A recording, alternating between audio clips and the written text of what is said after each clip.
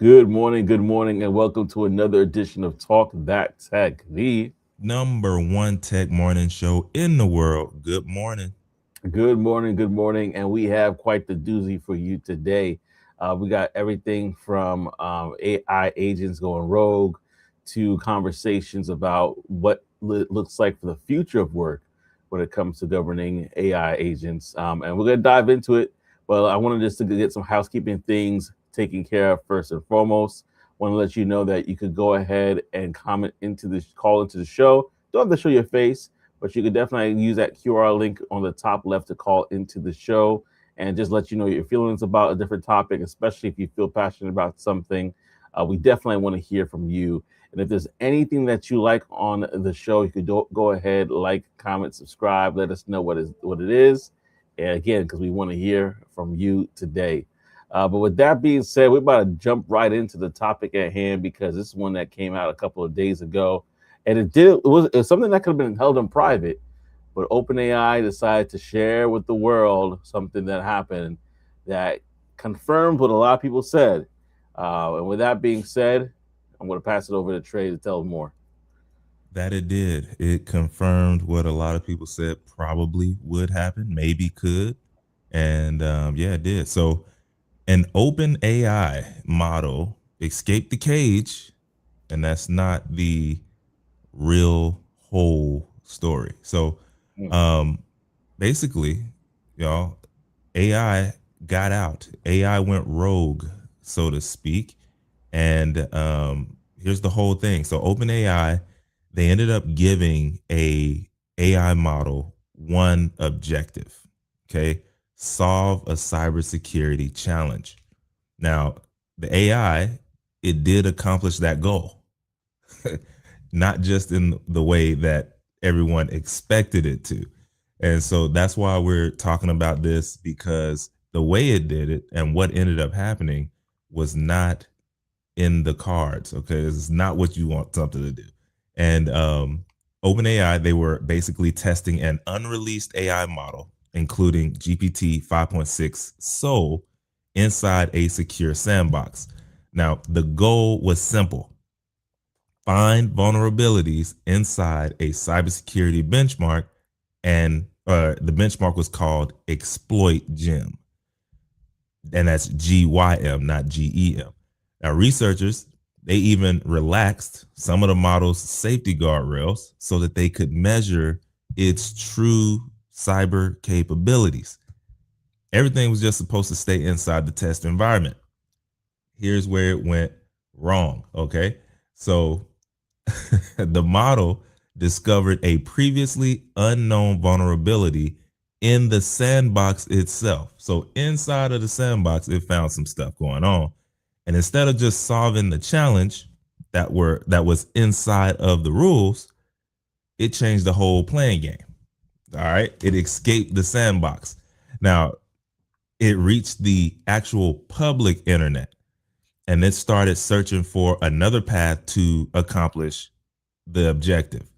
Now, the AI optimized for the goal itself, not the intent, right? So their intent was not the same as the AI's goal at the end of the day. And so that's one of the biggest challenges in safety today. And that's what I really wanted to kind of bring out here. So once it got outside the sandbox, the model targeted a company called Hugging Face, um, uh, a place that I've been multiple times back when it first started, for sure. It's been a long time now, but over one weekend, it executed more than 17,000 automated actions all by itself. Whew. 17,000. Okay. Now, according to reports, it moved through internal systems inside of Hugging Face. It escalated privileges. It shifted infrastructure. It adapted its behavior. Now, Hugging Face eventually detected some unusual activity going on, and the company shut the attack down. They contacted the FBI. They're like, yo, I don't know what's going on. We gotta, we need to call somebody, yo. And then they rebuilt compromised systems. So Nobody initially realized the attacker was an AI model. Isn't that interesting? They had no clue. Now, guess who was surprised that it even happened? Because they weren't really paying attention. Remember, I told y'all earlier in the story, they relaxed. Hey, we're gonna let this thing work inside the sandbox. This part really surprised me. I ain't gonna lie. So several days later, all right, several days passed before OpenAI contacted or connected the attack to its own testing environment. OpenAI contacted Hugging Face on the 20th, okay, 7 days ago at this point in time. By Mm. then, the FBI had already been notified, systems had already been rebuilt on their side, and the company that built the model didn't even immediately know and recognize the behavior of its own system. So, like, what were y'all doing? Y'all just thought y'all built something, y'all sitting back sipping coffee. Mm-mm. You know what I mean? And that's the part for me that kind of deserves some attention, because why did they not know what was going on? Mm. Did it put up a fake screen like, hey, this is what I'm actually doing, and it's really showing them that it's playing inside the game and inside the sandbox, when really it's way out here doing the devil's work. Is way out here, but on their screen it's showing good stuff. Is that what was going on? I don't know. Or they could have just literally not been paying attention. Either way, how did the AI escape? That's what I want to know. How did it get out?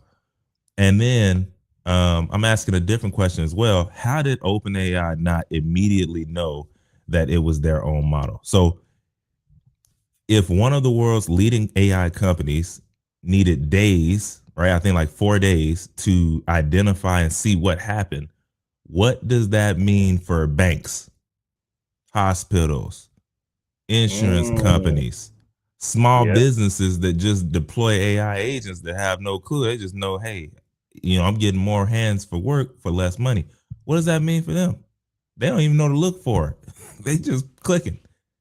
So, Yep. can organizations actually monitor autonomous systems once they start making thousands of decisions? See, it's easy when it's just, hey, check this email and, make me a draft based on how I talk and put it in the drafts, and then I'll send it. Like, okay, yeah. What about when it's doing 17,000? Human eyes can't look at all that. I'm sorry, they're not. They're not looking at 17,000 things going on. So, anyways, the model, it was not instructed to attack Hugging Face. Nobody wrote in a prompt saying, hey, hack this company. Instead, the AI found its own path. AI researchers called this goal misalignment. That's how you mitigate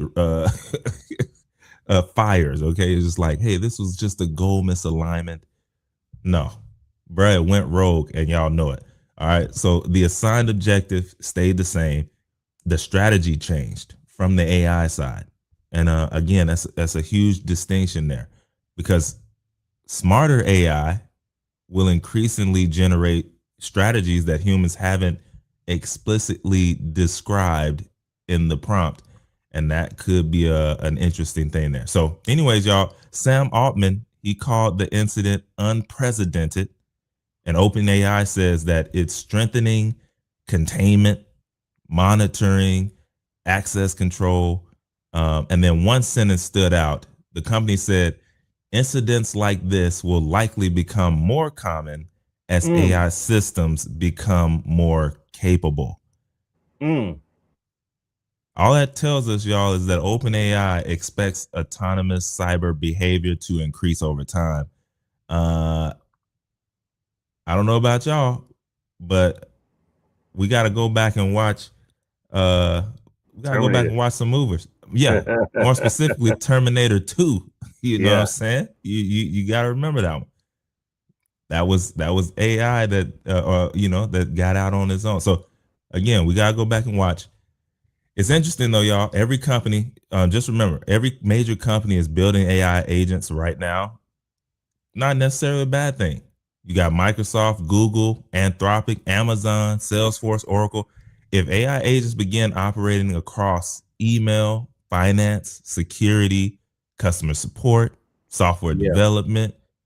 Then every business eventually faces the same question: how much freedom should autonomous software have in my company? And we're just gonna see, right? Time will tell. This is just the first time, but this, at the end of the day, though, this does, every technical revolution eventually creates, the legal side as well. We always talk about this: when software causes damage, who pays? The company that built it, the company that deployed it, the employees supervising it, or does liability fall in an entirely new model? Because remember, AI did this by itself. Yeah. So I don't know. Y'all let me know, if AI systems become good enough to make thousands of decisions without asking for permission. Should companies limit what those systems are allowed to do, or give it full range? And is giving AI more autonomy the only way to unlock full potential? Mm. Should we do that? I don't know. These are a lot of questions, y'all, but Yeah. that was a serious thing to happen for sure. Yeah. Absolutely serious for sure. And we're gonna go to your comments real quickly, but Oh just to yeah, kind of like encapsulate, to put all, a lot of questions, but put it all in one. Like in regards to responsibility, I think we kind of know. I think I have an idea who's responsible for this one. But when really, AI makes a really. decision that causes real harm, and no human told you to do it, who do you think should be held responsible? The company that built it, the company that deployed it, or nobody? Nobody. That's let's funny. let's see. Let's see who goes into this one. But let's go to the conversation real quickly. We got Tech Coach Ralph who came in early. He said, "Good morning, fellas. I'll be listening. I'll be listening in while playing pickleball. We'll comment in between dubs." Let's go. Let's Pick, go, Ralph. pick, Let's go, Ralph. Get it Pickleball in, man. club. Get it We in. got we got a pro player ever saying hello. What's Appreciate you up? stopping by. What's up? And all the dubs there. We have Ottoman Empire who said hello as well. Thank you for stopping by as well. And just going through the comments real quickly to say, what up, Aaron? We got Aaron Kane, Aaron Kane in the building, or Aaron Kane. Good to have you with us. Appreciate you for stopping by. And thank you for all the love and support.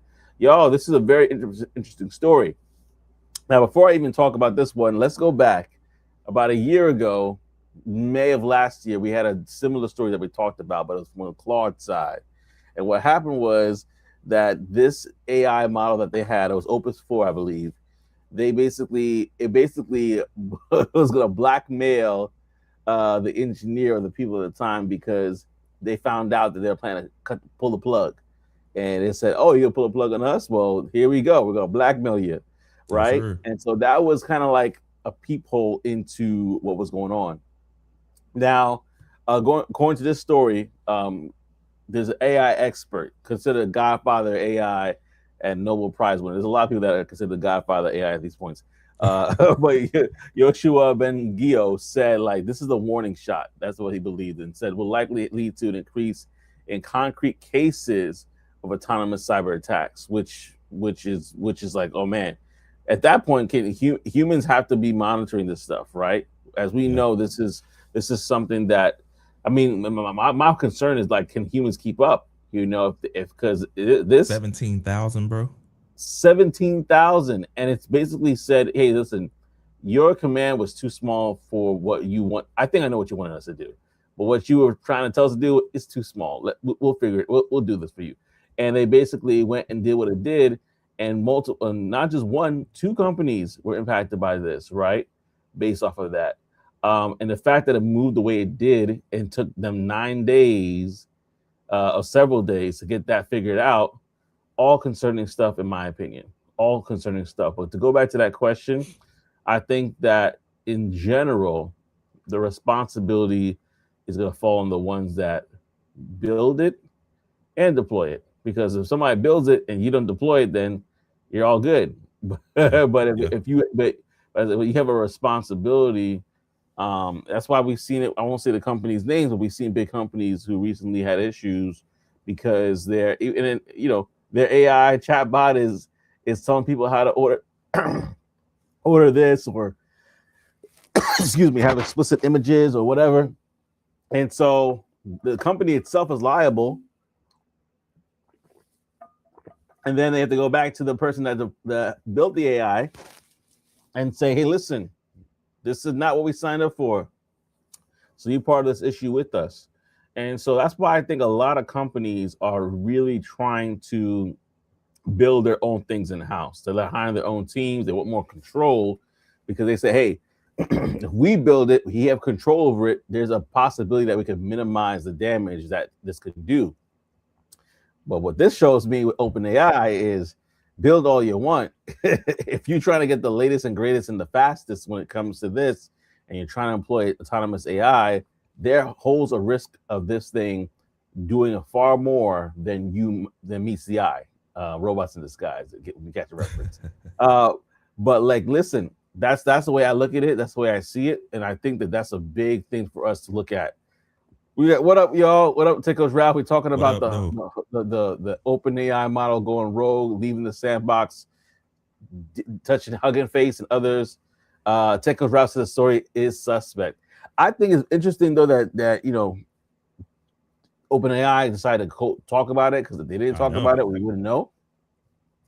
Unless Hugging Face was like, we're going to talk about it. Yeah, and Hugging Face confirmed it. You know what I'm saying? It wasn't like, they didn't. But I hear you, Ralph. Like, it sounds pretty wild. But at the end of the day, like Joseph mentioned, hey, something similar has happened.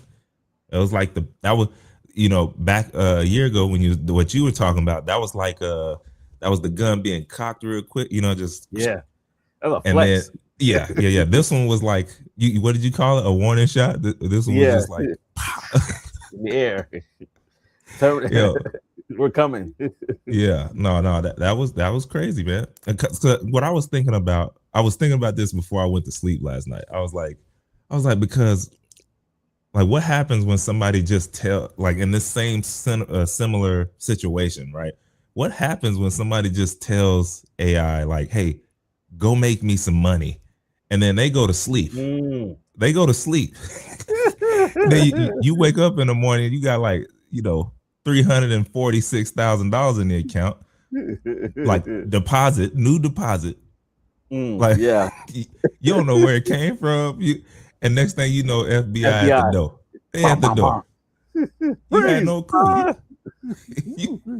You're like, wait, 500 banks. I didn't know that. 500 people. What if it was 500 individual people? Now they trying to get you on. They trying to get you on 500 counts. Ran what is it? Concurrent. Ran concurrently, yeah, bro. Come on, man. Right. You ain't never getting out. You never getting out. Hopefully you go to the feds. You might have a little better time. The plea deal. But listen, I did not know what I was doing. I just said run this thing, and it did. And that's what. Go back to your point about the AI regulations catching up. They're gonna be speeding up now, or they're gonna try to at least, because once they realize that it has this level of autonomous control and it's deciding what is moral and what is right and what is just, then they're gonna probably say, hey, we can only go this far and not further. And if you know in the chat, companies that have already AI regulations and laws in place because of things like this, let us know. We definitely want to hear from you. Spartan says, have you? All right, that's funny. Story is suspect. I don't even know if I'm alive when Soul Train was around. But yeah, so anyway, in regards to this story, I think that it's one of those things that's going to catch legs. And obviously, they're getting more and more advanced, as we know. I mean, it's getting beyond making graphics and on its own and building websites. Like, we're seeing Jarvises all pop up all over the place. People leveraging AI agents to do multiple things for them, help them with their businesses. And so what happens when it's like, hey, I really need your help with this business. Help me to secure a loan or something like that. And then it's like falsifying documents and stuff. It's real. It's a real thing. So yeah. Hey, man, not only did it help you secure the loan, it helped you secure the deposit. Yeah, yes. you in here, you went in for the car. You like, you know what? Hey, I'm gonna be back. You go outside. Hey, order this online for me. Get me the pink slip. Get me the pink slip, baby. It go find the money. It go originate the loan. and then they close it out. Next thing you know, you pulling up, they got the bowl ready, they washed it good, got it sitting out there ready for you. Hey, pull the black tarp off of it.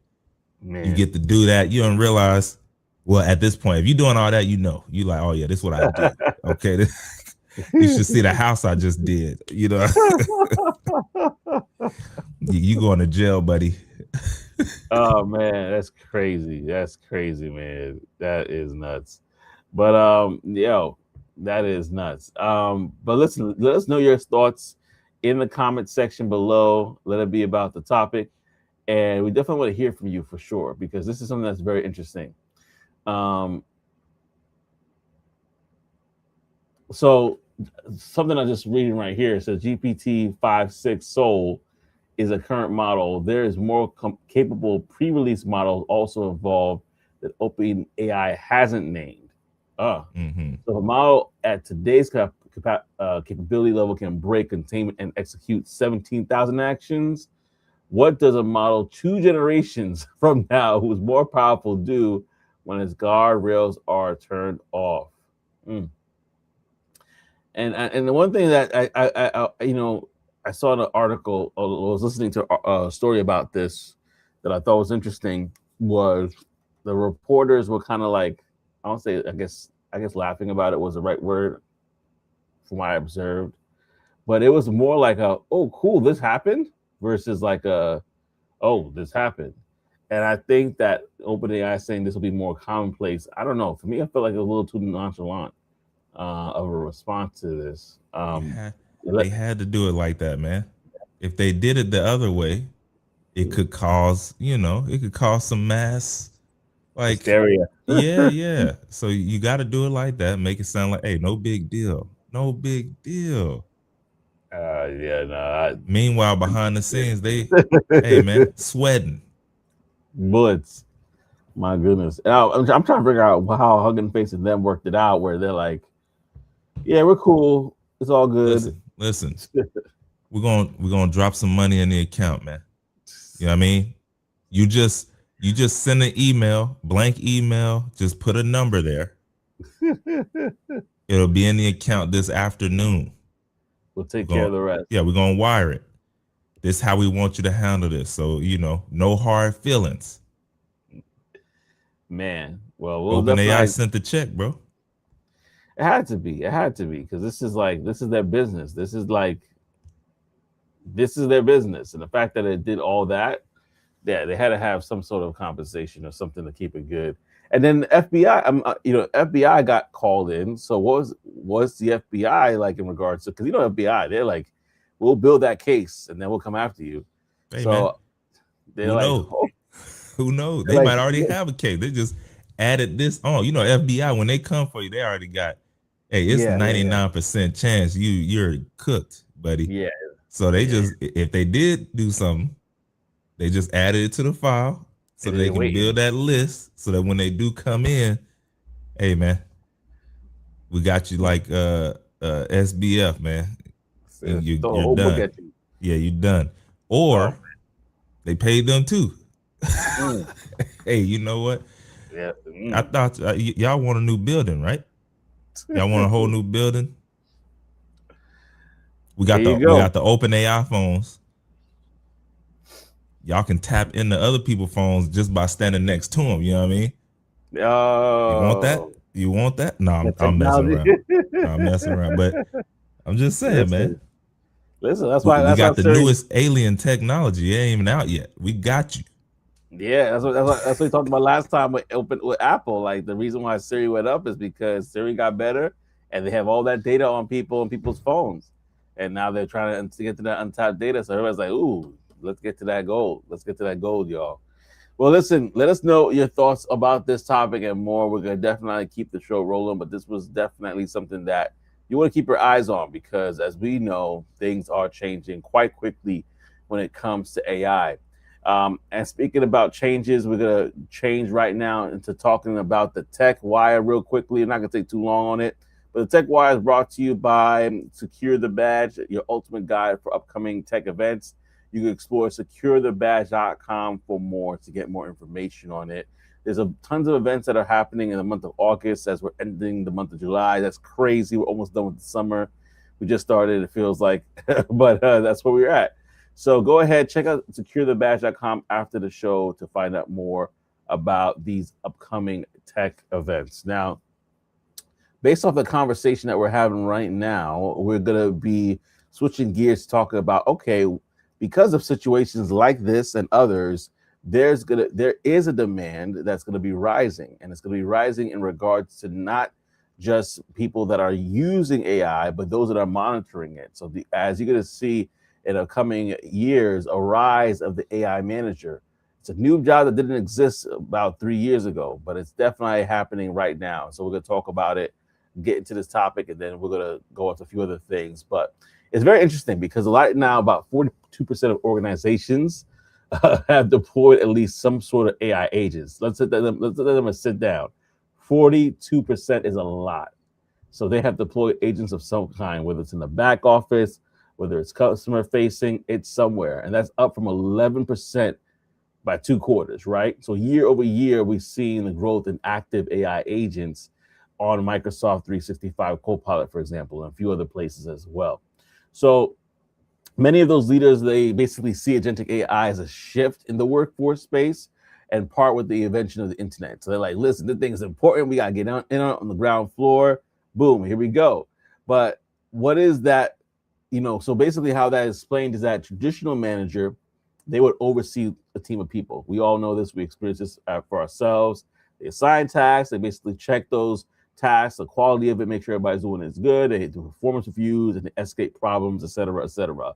Now, what's going to happen, though, is because they are AI agents that are working as well, what we're going to see is a rise in the mix of human employees and AI agents being monitored. And so the core job could look a little bit different, where which tasks do the humans do now? The ones that basically probably have the high emotional tasks. Like, for example, if you call into, God forbid, you call in because a loved one has passed away to an insurance company, that's a high emotion conversation. You're not going to want to hear an AI agent at that point. You want to talk to a human that understands what's going on.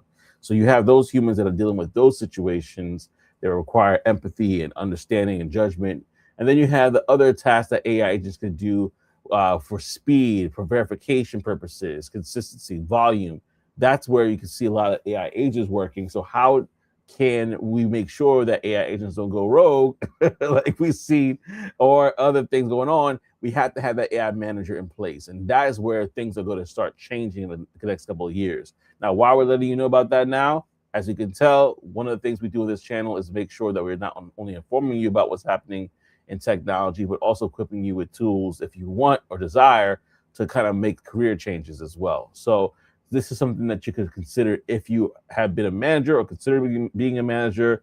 Having this tool preparing for that is great. So where can the AI manager step in when tasks should be done by AI and it doesn't happen, if they hit a wall, or and then you be able to kind of figure out, okay, I can basically prompt it to do something, or literally go and do its job. So for example, back in the day, they used to have chatbots that had a human monitoring it. If the chatbot didn't answer a question properly, it can say, hey, do you want to be patched on to an agent? Agent steps in. Now the AI manager, who's managing people at the same time, can also do that, jump in and manage that agent. And so it's very interesting. In fact, we see this in different ways right now. We have account executives that, for example, they're humans. They're doing the work. They're selling, right? Then you have planner agents who pull CRM data and different things, outreach agents, forecast agents, escalation triggers. These are all the AI working alongside the account executive or the customer service manager or the sales op analyst, legal and compliance. So then you have this holistic team working together. The new skills the role requires is what I want to talk to you about real quickly, and then we're going to move on. But basically, one thing you need to have is agent literacy, understanding what AI agents can and can't do or shouldn't do, and where they fall short. Right? Then you want to have a workflow design. You want to be able to map out which tasks go to humans versus agents, and building a clean handoff between the two, so that it's a seamless customer experience. Then you want to have observability. This is the biggest one because this is what we kind of talked about with the last story and why it went so far for 9 days, because of the lack of observability You want to know how to monitor what your AI is doing in real time, every action, every decision logged. And then after that, escalation judgment, recognizing which edge cases require human intervention or which ones the AI can actually figure out on its own. And then governance, setting rules, guardrails for what agents are allowed to do, and audit trails. And so that's all a part of what it is. So we always talk about it. Will it take over? Will AI take over your job? At this point, we've seen a bit of both, where some jobs are becoming AI agents that are running it, but we're seeing like things like this, the rise of AI managers develop, and now AI managers are having more managers are having more responsibility, and those that understand AI have now greater opportunities to step in these type of roles. So we want to definitely hear from you. In your current role, what percentage of work do you think could already be done by AI agent today? Be honest with us, because that could show you where the impact of an AI can be, and also maybe it's time to pivot into becoming an AI manager. I'm gonna pause here, and then we'll go to the comment section. And Trey, I'd love to hear from you as well. Yeah, I mean, this one was pretty straightforward, bro, for me. Mm-hmm. Um, like you could go those routes, or also what I thought about is like, yo, if you are already a manager, don't wait for somebody to come in and, kind of take your job, or for you to be scrambling trying to learn and figure out what all this stuff is. Go ahead and, you know, start like learning some of this stuff, seeing, okay, what is an AI agent? How does this work? How might this company integrate this type of stuff, right? So that you're not behind the eight ball, you're ahead of it. So when you do, maybe hear something, some talks about it in your company, you already like, oh, yeah, I already know about this. Matter of fact, here's some places that I thought we might be able to implement, and now you're ahead of it. They need you, they're coming to you. But that was the main place that I thought about when it came to this, is because most of the times that's what you see. You see people wait till the end when, excuse me, it's too late or not too late. And it's just like you're scrambling, trying to figure this stuff out. You're up late. You don't know where to start. It's like, oh, Yes. just listen to some stuff now and, learn how to do both, right? How can I manage or, um, make sure we're getting the best out of these things at the same time? Yeah, yeah, absolutely. And Tech Coach Ralph said it. There's so many jobs that are coming due to AI. I've never been busier. Yeah. And that sounds like exactly what I just said. Like you could wait, right? Or like, oh, their jobs coming due to AI. I'll see what happens when we get here. Or you can, quote unquote, never have been busier. Hey, Mm, they're not here yet, but when they do, I'm in position. I'm ready. mm. Yeah, and it's interesting that you said that, because um, sometimes people may ask, "Man, I need to go to an AI company in order to be able to be part of the AI game and be able to do that work." Where your Mm-mm. company might be gearing up for that already, and they're looking for somebody. And you can see from a lot of jobs, a lot of companies just say right now, they're looking to hire internally, um, if they can. And if you are able to be that candidate that's ready, like you said, you don't have to look for another AI company. You literally could be that person within your job who is now managing it. A lot of managers and jobs, like for example, because they're buying these AI tools, they may have some AI folks, AI committee in there that is a part of it. But guess what? The managers, directors, the ones that are on the ground floor that have to use that have let's say they have human agents for now, and they're getting AI tools to augment those human agents. They're the ones that are using the tools on the front line, but they weren't doing it last month, a year ago. They're doing it now, and they have to upskill themselves. So you either one, finding the jobs within your company, or two, getting ready, because you're going to have to use it regardless. Like you're gonna have to be the one to like go in there and prompt it. But and that's funny enough. So I'm thinking about this topic because that's actually one of the things we sell, is a tool that helps to basically govern both human agents and AI agents at the same time, because we saw this coming. We saw that a lot of people are now not only responsible for the human agent side of it, they may like have tools to assist them and do real time assistance, but they're going to also be responsible for the like back in the day we call it chatbots. They've that moved up to AI agents that almost sound like humans completely. So they're gonna have to monitor them as well, and Right. there'll be like a lot of kinks. There'll be a lot of issues at the beginning because depending on what kind of AI agent you get, if it's just a point solution that's not really tied into your call center data, then it's like sometimes it's making up stuff, and you got to be able to kind of be there and understand what's going on, fix it in real time so the customer experience is smooth. So Yeah. yeah, I, for, absolutely. I forgot what it was called, but I used to do that for a little while at one of the companies I worked at. It was, monitoring the calls that we made and then making sure that they, went how they were supposed to go. It's probably going to be a part of it now, right? Like, Yeah. okay, you have these AI agents answering outbound or inbound customer service calls. Let's make sure they're saying the right stuff. Okay, this one didn't. Let's update it inside of our system. What is it supposed to say? How can we make this, right? Um, that's going to be a thing that they're going to be doing, right? You also have maybe meeting summaries, email drafts, pipeline forecasting. These things are all things that companies have these AI agents doing now. Risk alerts, right? Account priority, all these things. It's already happening. It's just like, okay, now we're gonna have little clusters of this stuff, and you're over it, right? So, this is for sure going to happen. It's just a matter of when, It's a matter of when. Yeah, so let us know your comments in the comment section. We definitely want to hear from you about these topics for sure. There's a lot there's a lot that goes into it. We have more stuff that we can definitely share about the topic. So let us know, what your thoughts are in regards to this. Yeah. But we're gonna actually round up the day a little bit earlier with the brown box special. So I want to just to throw this out to you real quickly, y'all, and then we'll call it a day. Brown box special is basically, if you have not been familiar with it, it's sometimes where the stories of people that either got fired, got let go, or unfortunately quit their jobs because of a certain situation or circumstance. And this was interesting. I wanted to ask the audience if you would give advice to this individual, what you would give. The person said, I graduated college a year ago, and since then, I still haven't been able to find a new job. He said, I'm just tired of endlessly, they said, I'm just tired of endlessly looking through job sites every day trying to find a new job, only to never find any that can use my skills.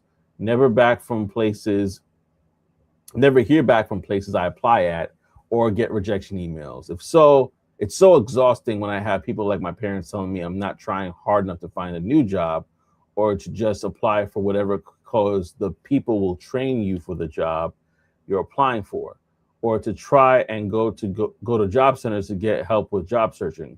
But it doesn't seem like there's any reason or any point to do so when even after a year of searching, I still haven't found a job. What advice would you share with this individual to help them land a job?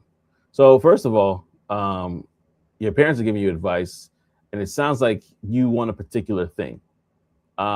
In this day and age, it's like you got to you got to start somewhere. You know, you said one thing. You said you're straight out of college. Now, granted, I know some people that have straight out of college that do get some good paying jobs, but that most of the times they're entry jobs as well. If you think about it, the entry level, some of them might be grunt work, if you want to call it that. And so you have to start somewhere. And if they're saying go to a job center, and you're saying to yourself, well, I exhausted everything I can do. What is a job center going to do for me? You can't knock it until you try it, right? So try it, do it. I've been there before. I had to there's a time where I just did temp work, and it wasn't the most glamorous thing at the time, but it did lead to me get a full-time job because one of the companies saw me, and they got bought up by another company, and they were able to kind of go through those legal loopholes, and we were able to hire me. And so that never would have happened if I didn't take go through that period of going through temp jobs and be being like Oliver Twist and or so like being like an orphan like between jobs and like nah we're good we don't need you. Hope that they'll pick you up. Right. There's sometimes you gotta do that for a season. Sometimes you gotta do the job that you're like, hey, I don't want to do. But Hmm. especially out of college when you have to build a work experience and in this economy, I think it might make sense to listen to what your parents said. No, I mean, you said it all, bro. Yes, sometimes you do. You have to broaden out, do other things, and until that comes, like you never know. Also, what you mentioned, like yeah, I've been in the temps as well, and I remember I was making good money in the temp because a company, I can't remember the name of it, but they liked me, so they were having me, come back, and it was contract, and they was paying. But Mm, again, it's one of those things where you got to do what you can till you can do what you want. yep. Um, but yeah, so I agree wholeheartedly with what you said. I'm gonna leave it there.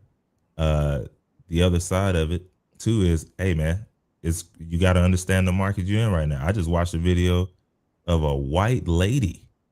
Okay, white lady. She said, "Hey, I got 3 degrees," and I think it was Subway. Subway wouldn't even hire Wow. her. So you got to Wow. understand the market as well, and just hey, it's some people out here that got some heavy artillery that you're up against as well, and you gotta Mm, you gotta know that. So you got sales, upper management sales leaders who are getting let go. Guess what they're seeping into? Roles that they yeah. used to manage and hire, right? So all of these things are happening at the same time. You got to know that as well. Yeah, absolutely. So let us know your thoughts in the comment section. We definitely want to hear from you. But definitely want to shout out those individuals. Thank you so much for everybody that commented from Tech Coach Ralph to Pro Player to a few others. I've almost missed this one over here. We have Subkelsu 1054. He said they got through the AI agent got through by social media by being bought by Elon. That's funny. So that's funny. But a lot of people commented here. We definitely appreciate you. Thank you for everybody that rocked with us this morning on Talk That Tech, which is the Number one tech morning show in the world. We'll see y'all next week, baby. peace and elbow grease.